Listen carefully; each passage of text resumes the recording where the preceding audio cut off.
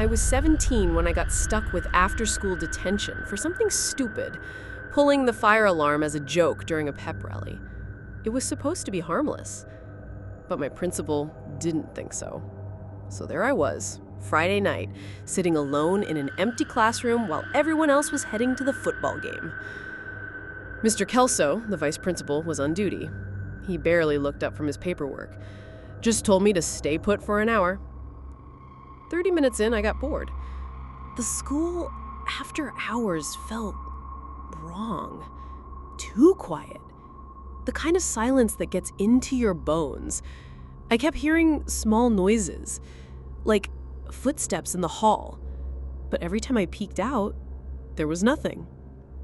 That's when I noticed his office door, slightly ajar. And on the wall inside, right there, hanging next to a set of dusty blueprints, was an old brass key labeled B Basement. The basement. Our school had this urban legend that the original janitor went missing down there in the 90s. They said he fell into the old boiler pit, but nobody ever found the body. Since then, the school had supposedly sealed it off. But if that were true, why did this key still exist? Without really thinking, I slipped into the office and grabbed it, just for a minute, just to see. The basement door was at the end of the science wing. It looked like any other maintenance door. Metal, dented, faded yellow paint. But the lock was fresh, like someone had changed it recently. I slid the key in. It clicked. The moment I opened it, the air changed. Cold, musty, like stepping into a tomb. I hesitated, then stepped inside and pulled the door shut behind me. The staircase was longer than I expected. Every step down creaked like it hadn't been touched in years. The light switch didn't work. I had to use my phone flashlight.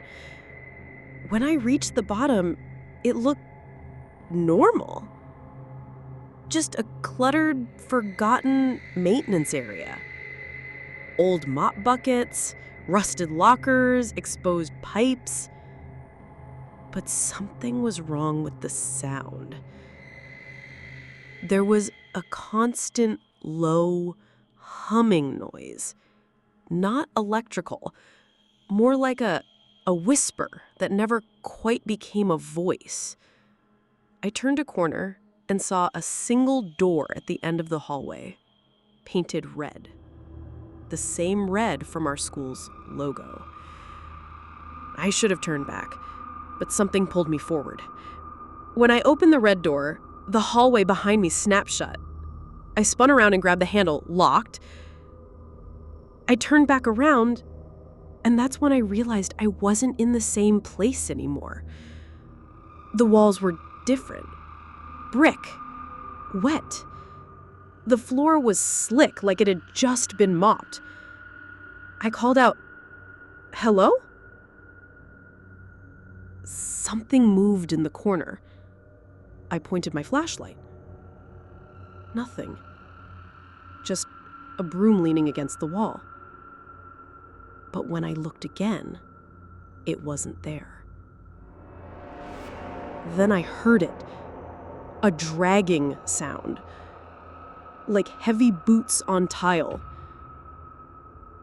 I spun and started running down the hall, phone shaking in my hand. Every turn led to another hallway, another boiler room, another flickering light. It was like the school had folded in on itself. Eventually, I stopped. My chest burned. I leaned against a wall to catch my breath. And that's when I saw him. Just a glimpse. A man in a janitor's uniform, standing perfectly still at the end of the hall. Head tilted. One hand gripping a rusted mop. His face was soaked, not with water, with something thicker. His mouth was stretched open too wide, like it was torn open. He didn't blink. He started walking. I turned and ran. The halls twisted, no exit, no windows. The red door was gone. That whispering grew louder. It wasn't in English anymore. Just nonsense. Gibberish that made my head hurt. I ducked into a closet and slammed the door shut, clutching my phone. Footsteps passed by, then stopped, right outside. I held my breath. Silence. Then a click. The lights flickered on. The door creaked open, slowly.